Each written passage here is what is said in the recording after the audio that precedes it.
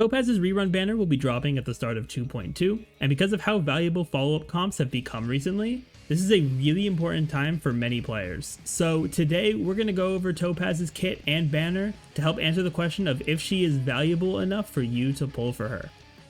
So I want to start out with her kit first, and I think just in general her state is very interesting to me, just because when she first came out, at least to me, she wasn't as valuable. Just because there weren't as many like great follow-up characters. Follow-up wasn't as, well-rounded as it is right now, and especially with the most recent additions of Dr. Ratio and Aventurine, follow-up comps are really starting to see a lot of spotlight, and Topaz is going to be a big part of that. So start out with her kit here. On her basic attack, she's just going to deal fire damage to a single enemy. This is just a standard basic attack, nothing really super crazy from it.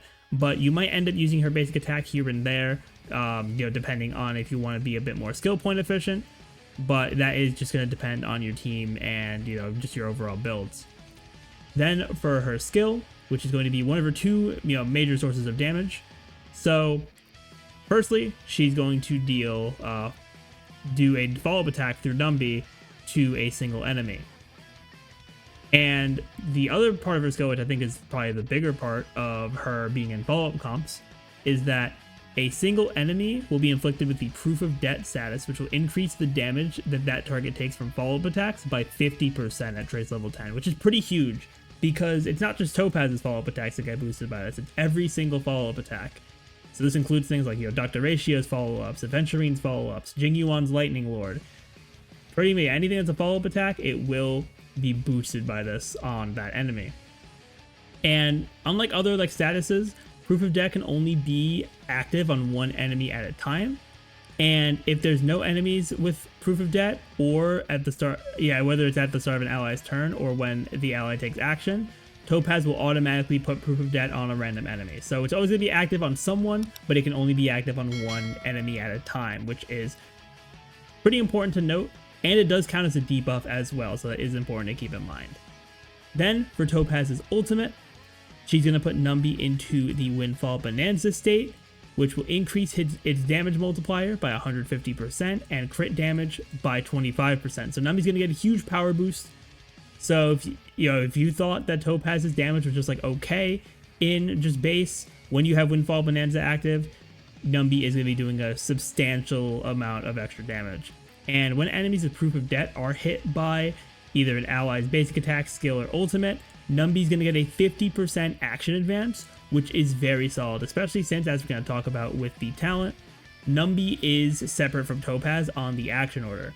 So while you can boost Topaz up with a character like Bronny or Sparkle, you won't be able to boost Numby up like that. So this is really important to get Numby some extra actions, and it can combo very well with other characters using follow-up attacks, and which we'll get to in the talent, but then also characters that are just attacking a lot.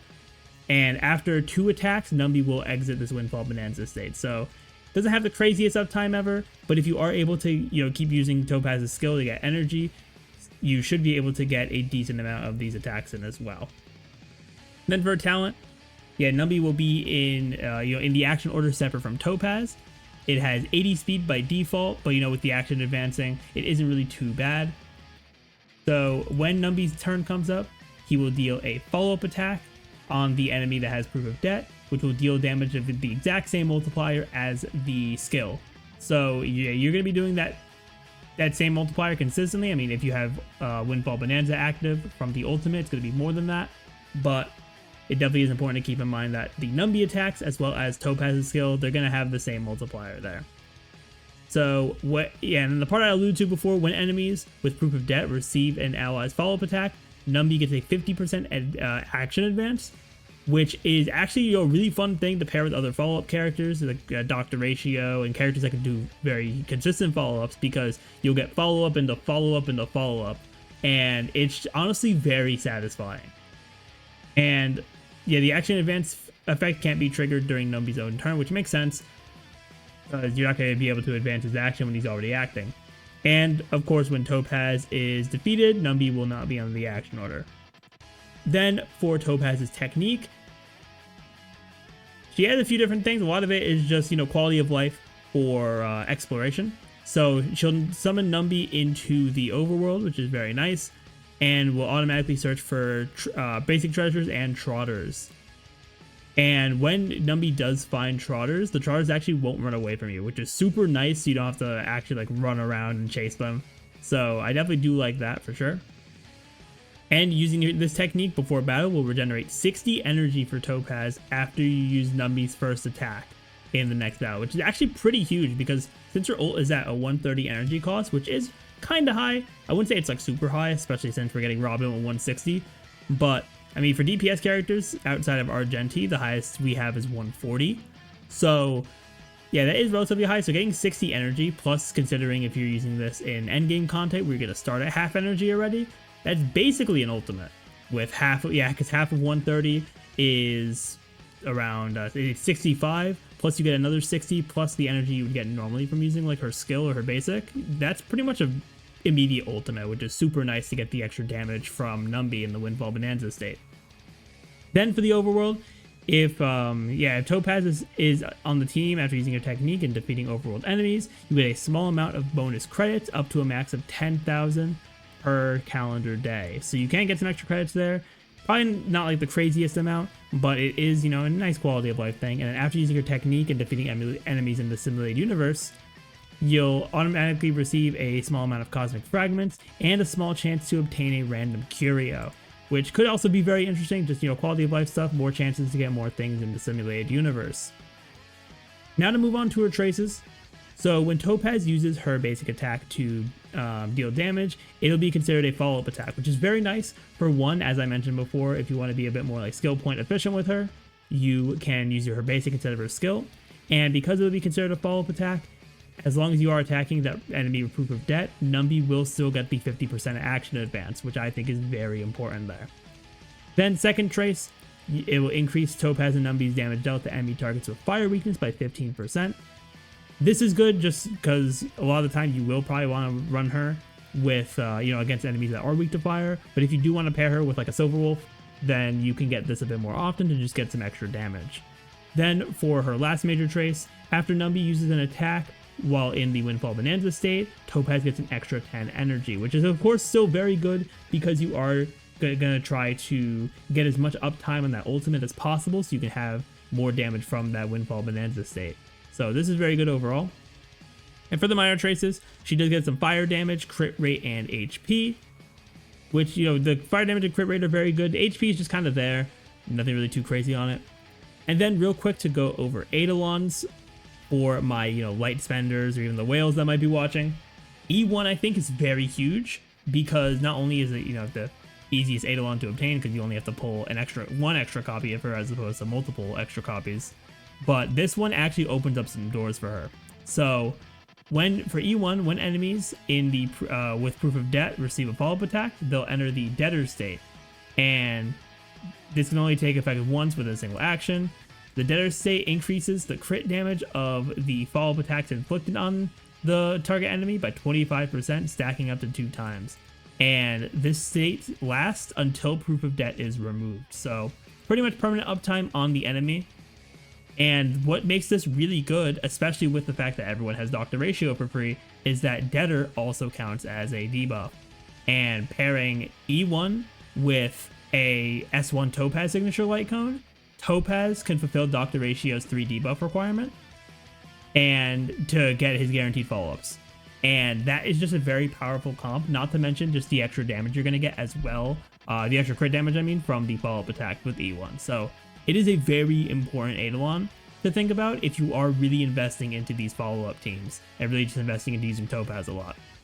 Then for E2, after Numby takes action and launches an attack, you get an extra 5 energy, which is great because more uptime for the ultimate, so you can get more benefit from the Windfall Bonanza state.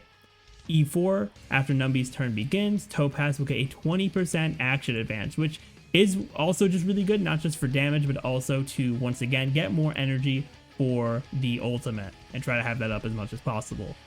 Then finally for her E6, Numby's attacks count during the Windfall Bonanza state increase by 1, and its fire res pen increases by 10% when it attacks. So not only do you get extra damage, but you do get an extra attack during the Windfall Bonanza state before the state goes away. which once again is also an improvement to the uptime. So definitely a good job on the Eidolons to just increase the amount of uptime as possible, and then also just for E1 giving some extra viability when it comes to team comps for Topaz. So that is overall her kit. So now let's move on into her banner. She's going to have the same featured 4 stars as the Robin banner. So starting out with March 7th. March 7th, she's a pretty alright sustain. She definitely can have some interesting uses when we're thinking about Topaz, because March 7th does have follow-up attacks on her kit.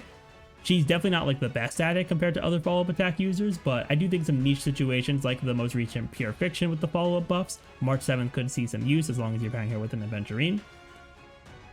Then secondly, we have Hanya, who is a good support overall, but if you do have any of like the 5-star Harmony characters, or if you are playing the pull for Robin as well, then Hanya is going to be pretty outclassed by them just because of how good those characters are. But if you are lacking some Harmony characters, Hanya can be a good one to get, especially with her Eidolons as well. Then for the last 4-star on the banner, we have Shui Yi, who is a very good 4-star DPS overall, and she does revolve around getting her follow-up attack by breaking the enemy's toughness, or damaging the enemy's toughness gauge. But the one thing with Shui Yi is that because of the conditions to land her follow-up attack, she only really is worth running her when she's at E6, so that you can lower the amount of stacks she needs to do her follow-up. But she can still be a very solid DPS otherwise, and since she does revolve around that follow-up, she's going to work very well with Topaz. So that can be a very interesting synergy if you want to use a slightly different follow-up attack character that a lot of people do, since a lot of comps are going to be running Dr. Ratio as that other partner, whether it's Dr. Ratio, Jing Yuan, those are some of the main ones. Even Clara has seen a good amount of play, just depending on the fight you're in. Shui Yi is going to be good just because she's Quantum, and she's currently the only Quantum follow-up character we have in the game. So, besides the Xing Shui, but that's a whole different thing. So now to move on to the big question: is Topaz still worth pulling for?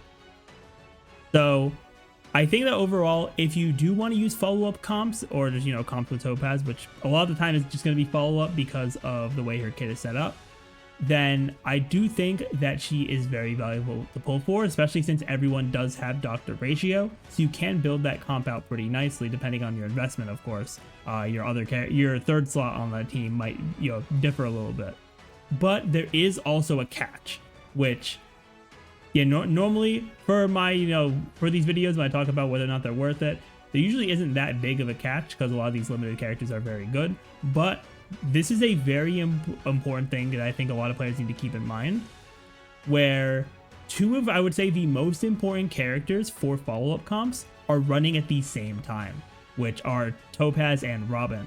Because Robin does have, from what we know from the creator experience footage and the kit analysis that Hoyoverse has put out, Robin does have parts of her kit that are catered toward follow-up attack characters and are going to work very well with them, and they're going to work very well for Robin to get her ultimate buffs up. But at the same time, Topaz also has that really awesome value for follow-up comps in her proof of debt status to be able to increase the amount of damage she's getting, and that any follow-up attack character is getting on their follow-up attacks.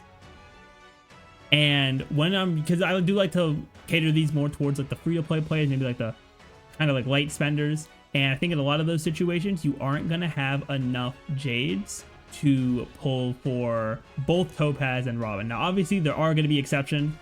There could be players who have been saving for a Topaz rerun or have been saving for Robin and they've been saving for a while. So if you have enough Jades, then definitely go for both of them. But if you don't, which I do think is probably going to be a good amount of the audience, unless you get really lucky, which is also a possibility, I think you really just need to focus on what is going to be the most beneficial for your account. So when it comes to Robin, while I think that in terms of the types of comps you could run her in, while Robin is going to be more universal than Topaz, if you already have another strong Harmony support that can run with a duo DPS team, which would pretty much just be Ruan Mei and Asta, if you are very confident in your current Ruan Mei or Asta, then Topaz is going to probably just be a bit more valuable than Robin, since Robin will just be another support for these duo DPS type comps, since her buffs do apply to the entire team. But I think if you're missing Ruan Mei, and even if you haven't a decent Asta, I think Robin might still have a bit more value, just because she is going to be able to not only apply that support for this follow-up team, But, you know, eventually, since Harmony characters are going to be a lot more timeless than like DPS characters, which don't get me wrong, Topaz has definitely stood the test of time. I think she will, kind of similarly to Kafka for the dot comps. But Harmony characters just age incredibly well, especially the limited 5-star ones. So I do think that if you don't have a strong Harmony support and you're looking to really make follow-up comps really work well for you, then Robin might be a little bit more valuable than Topaz. But if you are someone who has like Ruan Mei, you're already going to have Dr. Ratio. If you have Aventurine, that's even better, but he's not, I don't think he's required for follow-up comps. He just makes it a little better. I think in that case, like if you already have your Ruan Mei, then Topaz is probably going to be my pick for you personally. But again, you know, it really just comes down to, you know, pull for who you want, of course, but those are just my recommendations just based on what Topaz can do and how I feel the structure of follow-up comps are, because Topaz, she is pretty, you know, versatile when it comes to different follow-up characters. She's not like, it's not like you can't run certain follow-up characters with her, because she can work with all of them. But yeah, let me know in the comments down below what you all think of Topaz. If you're going to be pulling for her as well, let me know that down below. But yeah, thank you all so much for watching, and I will see you all next time.